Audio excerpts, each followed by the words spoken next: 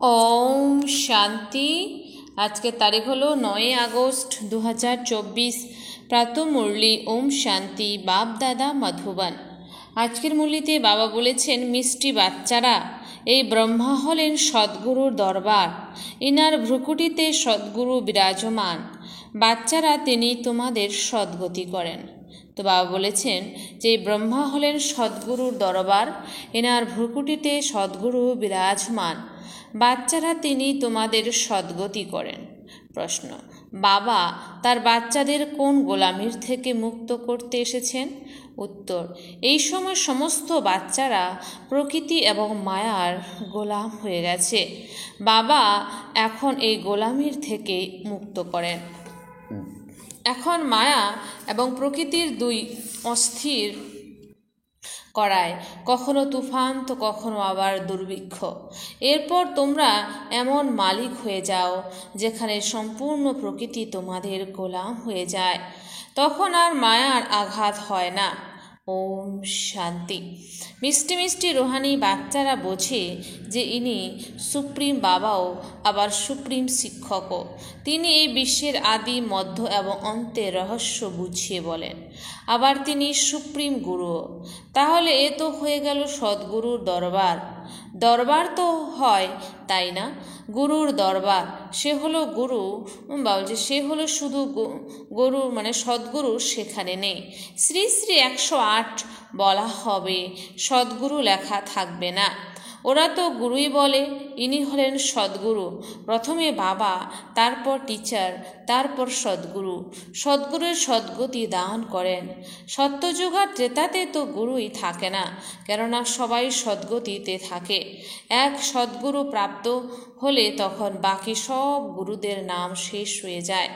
Supreme হলেন সব গুরুদের গুরু। Supreme হলেন সব গুরুদের গুরু। যেমন পতিদেরও পতি বলা হয়, তাই না? সব থেকে উঁচু হওয়ার কারণে এমন বলে থাকে, তোমরা সুপ্রিম বাবার কাছে বসে আছো কেন?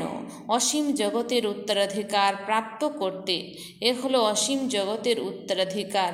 তিনি এমন বাবাও, শিক্ষকও। আর এই উত্তরাধিকার হলো নতুন দুনিয়া, অমর লোকের জন্য, ভয়েসলেস ওয়ার্ল্ডের জন্য।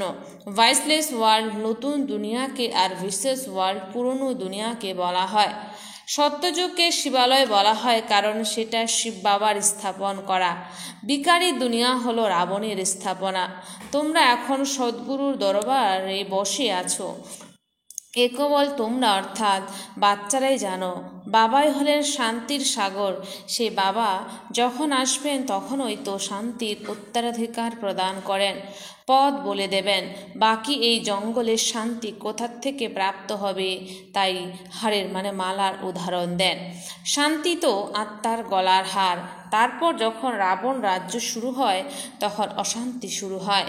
ওই দুনিয়াকে তো সুখধাম, শান্তিধাম বলা হয়। সেখানে দুঃখের কোনো কথাই থাকে না। মহিমাও সদাই সদ্গুরুর করা হয়। গুরুরও মহিমা কখনো শোনোনি। জ্ঞানের সাগর সে তো এক বাবাই। এভাবে কখনো কি গুরুর মহিমা শুনেছ? না, ওই গুরুরা তো জগতের পতিত পাবন হতে পারে না। এ তো একই নিরাকার অসীম জগতের বড় বাবাকে বলা হয়। তোমরা এখন সঙ্গম যুগে দাঁড়িয়ে আছো। তোমাদের একদিকে হলো পতিত দুনিয়া, পতিত পুরনো দুনিয়া, অন্যদিকে হলো পাবন নতুন দুনিয়া। পতিত দুনিয়াতে গুরু তো অনেকেই আছে। পূর্বে তোমরা এই সঙ্গম যুগের কথা জানতে না। বাবা এখন বুঝিয়েছেন যে এ হলো পুরুষোত্তম সঙ্গম যুগ। এরপরে আবার নতুন সত্য যুগ আসবে। এই চক্র ঘুরতেই থাকে। এই কথা বুদ্ধিতে স্মরণে থাকা দরকার। আমরা সবাই হলাম ভাই ভাই, তাই অসীম জগতের বাবার কাছ থেকে উত্তরাধিকার অবশ্যই প্রাপ্ত হয়। এ কথা কেউ জানে না। কত বড় বড় পজিশনের মানুষ আছে, কিন্তু তারাও কিছুই জানে না। বাবা বলেন যে আমি তো তোমাদের সকলের সদ্গতি করি। তোমরা এখন সেন্সেবল হয়েছ। পূর্বে তো কিছুই জানতে না। এই দেবতাদের সামনে গিয়ে তোমরা বলতে আমরা সেন্সলেস, আমাদের মধ্যে কোনো গুণ নেই। তুমি আমাদের দয়া করো। এখন এই দেবতাদের চিত্র দয়া করবে কি এ কথা জানেই না। দয়ালুকে এমন বলেও থাকে, ও গড ফাদার, দয়া করো, কোনো দুঃখের বিষয় এলে তখন অবশ্যই বাবাকে স্মরণ করে তোমরা এখন এমন কথা বলবে না। বাবা তো হলেন বিচিত্র, তিনি সামনে বসে আছেন, তাই তিনি তোমাদেরকে নমস্কার করেন। তোমরা সবাই হলে চিত্রধারী, আমি হলাম বিচিত্র। আমি কখনোই চিত্র ধারণ করি না। আমার চিত্রের কোনো নাম বলো, ব্যাস তোমরা শিব বাবাই বলবে। আমি এই শরীর লোন নিয়েছি, সেও পুরনোর থেকেও পুরনো জুতো। আমি এনার মধ্যে এসেই প্রবেশ করি। এই শরীরের মহিমা কোথায় করা হয়? এ তো পুরনো শরীর, অ্যাডাপ্ট করেছি, কিন্তু মহিমা করা হয় কি না সে তো এটা বোঝানোর জন্য যেমন ছিল আবার আমার দ্বারা গৌর সুন্দর হয়ে যাবে। বাবা এখন বলেন, আমি যা শোনাই তা যাচ করো। আমি যদি রাইট হই তাহলে সে রাইটকে স্মরণ করো, তার কথাই শোনো। আনরাইটিয়াস কিছুই শোনো না, সেসবকে ইভিল বলা হয়। টাক নো ইভিল, মন্দ কথা বলো না। সি নো ইভিল, মন্দ জিনিস দেখো না। এই চোখ দিয়ে যা কিছুই দেখো সে সব কিছুই ভুলে যাও। এখন তো তোমাদের নিজের ঘরে ফিরে যেতে হবে, তারপর আবার তোমাদের নিজের সুখধামে আসবে। বাকি এসব যা কিছুই আছে সবই যেন মৃত, টেম্পোরারি।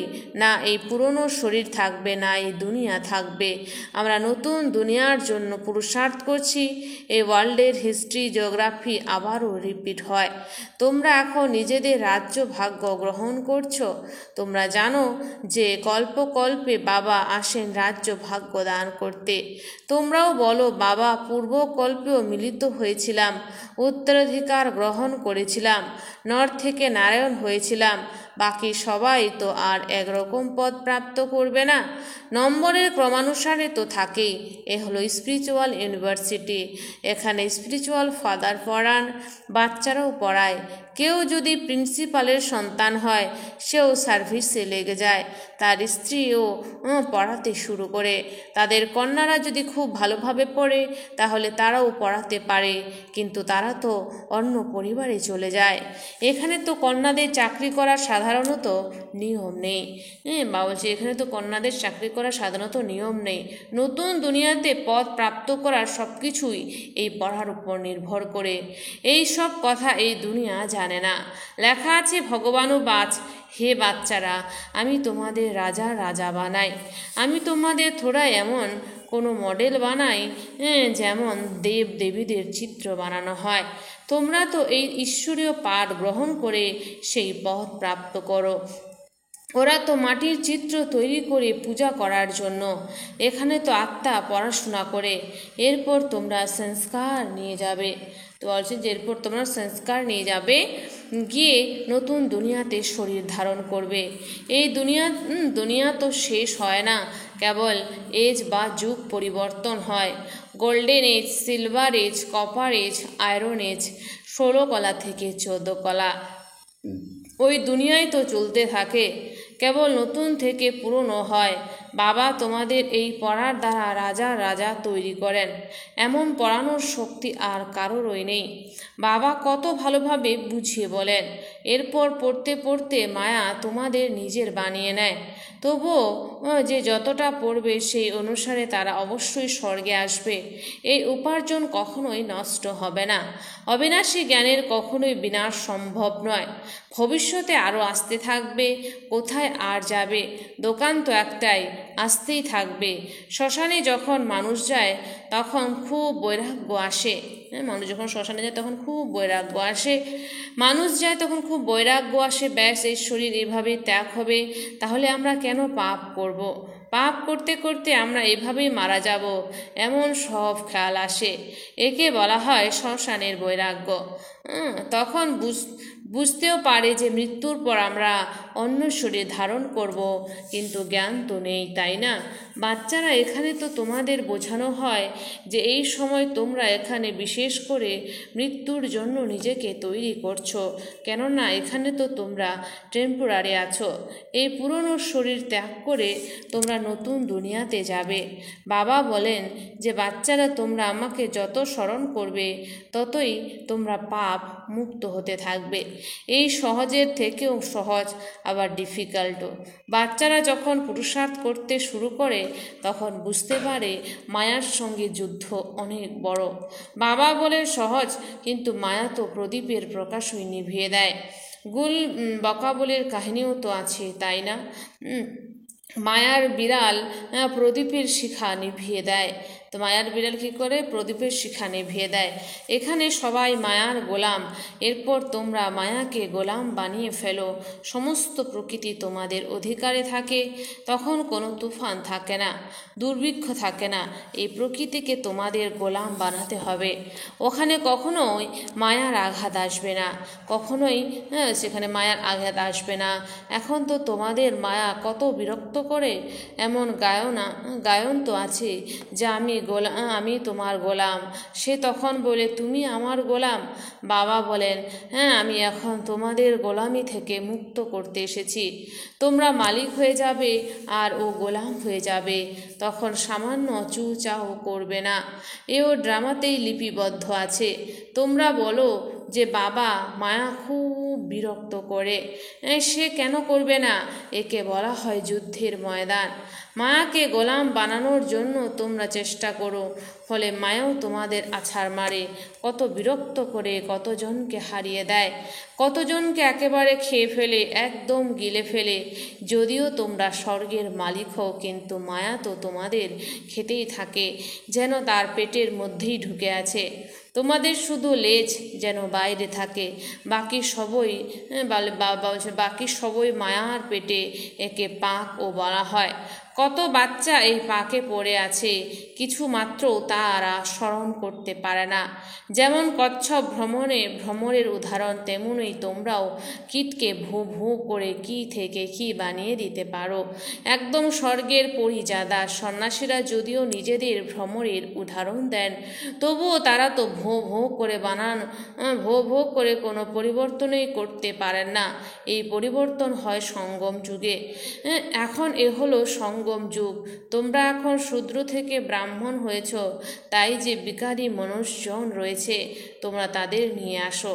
কীটের মধ্যেও কেউ ভ্রমর হয়ে যায়, কেউ আবার শেষ হয়ে যায়, কেউ আবার অপূর্ণ রয়ে যায়। বাবা এইসব অনেক দেখেছেন। এখানেও কেউ খুব ভালোভাবে পড়ে, তাদের জ্ঞানের পাখা বিকশিত হয়ে যায়।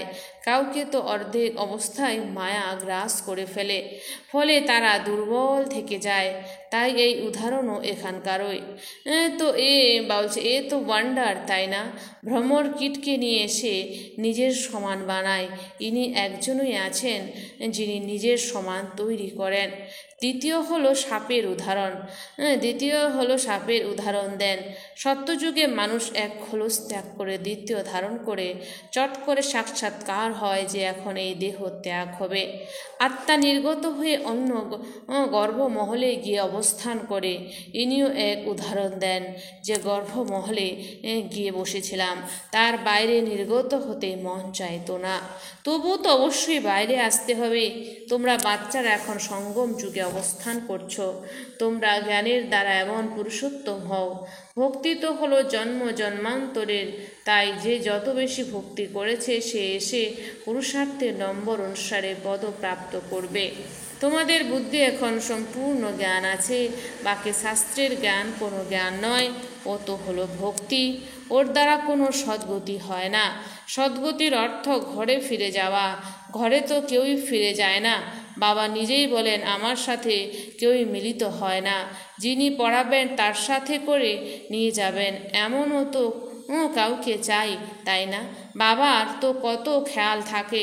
5000 বছরে বাবা একবারই এসে পড়ান। তোমরা প্রতি মুহূর্তে ভুলে যাও বাবা বলছে তোমরা প্রতি মুহূর্তে ভুলে যাও যে আমরা হলাম আত্মা, একথা একদম দৃঢ় করে নাও। আমাদের অর্থাৎ আত্মাদের এখন বাবা পড়াতে এসেছেন। একে বলা হয় স্পিরিচুয়াল নলেজ। সুপ্রিম আত্মা আমাদের মতো আত্মাদের নলেজ দান করেন। সংস্কারও আত্মার মধ্যেই থাকে। শরীর তো শেষ হয়ে যায়, আত্মা হলো অবিনাশী। তাই এই ব্রহ্মার ভ্রুকুটি হলো সদ্গুরুর দরবার। এই আত্মারও দরবার। আবার সদ্গুরুও এসে এনার মধ্যে প্রবেশ করেছেন। এনাকে রথও বলা হয়, দরবারও বলা হয়। বাচ্চারা, তোমরা শ্রীমতে চলে স্বর্গের গেট খুলছ। তোমরা যত ভালোভাবে পড়বে ততই সত্যযুগে উচ্চ পদ প্রাপ্ত করবে। তাই তোমাদের পড়া উচিত। টিচারের বাচ্চারা তো খুব হুঁশিয়ার হয়, কিন্তু এমন তো বলা হয় যে ঘরের পাশে গঙ্গার কোনো সম্মান নেই। বলা হয় না, ঘরের পাশে গঙ্গার কোনো সম্মান নেই। বাবা দেখেছেন সমস্ত শহরে আবর্জনা গঙ্গায় ফেলে দেওয়া হয়, এরপরে কে পতিত পাবনী বলা হবে? মানুষের বুদ্ধি দেখো কেমন হয়ে গেছে। দেবীদের সাজিয়ে পুজো ইত্যাদি করে আবার জলে ডুবিয়ে দেয়। কেউ কেউ তো আবার মূর্তির উপর পাহা রেখে ডুবিয়ে দেয়। বাংলায় এমন রেওয়াজ ছিল যে কারোর মৃত্যুর সময় তাকে গঙ্গার ঘাটে রেখে দেওয়া হতো, আর হরি বলধ্বনি দিয়ে তার মুখে গঙ্গা জল দেওয়া হতো। এভাবে তার প্রাণ বায়ু নির্গত হয়ে যেত। এ তো আশ্চর্য, তাই না? বাচ্চারা, তোমাদের বুদ্ধিতে এখন পুরুষার্থের নম্বর অনুসারে চড়াই।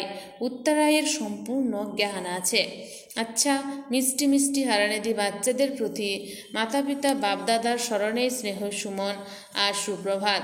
আত্মাদের পিতা তার আত্মারূপী বাচ্চাদের জানাচ্ছে নমস্কার। আমরা সমস্ত আত্মারূপী বাচ্চারা জানাই মাতা পিতা বাপদাদাকে স্নেহ সুমন আর নমস্কার। ধারণার জন্য মুখ্য সার: 1 নাম্বার, বাবা যা শোনান সেটাই শুনতে হবে, আর জাজ করতে হবে যে কোনটা রাইট। তো বাবা যা শোনান সেটাই শুনতে হবে, আর আমাদের যাচ করতে হবে যে কোনটা রাইট। সে রাইটকেই স্মরণ করতে হবে। আনরাইটের কথাকে শুনবেও না, বলবেও না, আর দেখবেও না। 2, ভালোভাবে পড়া পড়ে নিজেকে রাজার রাজা বানাতে হবে। তো ভালোভাবে পড়া করে নিজেকে রাজার রাজা বানাতে হবে।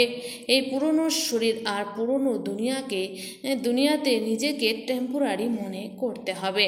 বরদান: একাগ্রতার শক্তির দ্বারা পরবশ স্থিতি থেকে পরিবর্তন করে অধিকারী আত্মা ভব। একাগ্রতার শক্তির দ্বারা পরবশ স্থিতিকে পরিবর্তন করে অধিকারী আত্মা ভব। স্পষ্টীকরণ: ব্রাহ্মণ অর্থাৎ অধিকারী আত্মা কখনোই পরবশ হতে পারে না। ব্রাহ্মণ অর্থাৎ অধিকারী আত্মা কখনোই পরবশ হতে পারে না। নিজের দুর্বল স্বভাব সংস্কারের বশীভূতও নয়, কেননা স্বভাব অর্থাৎ এর প্রতি আর সর্বের প্রতি আত্মিক ভাব থাকলে কখনোই দুর্বল স্বভাবের বশীভূত হবে না। আর অনাদি আদি সংস্কারের স্মৃতিতে দুর্বল সংস্কারও সহজেই পরিবর্তন হয়ে যাবে।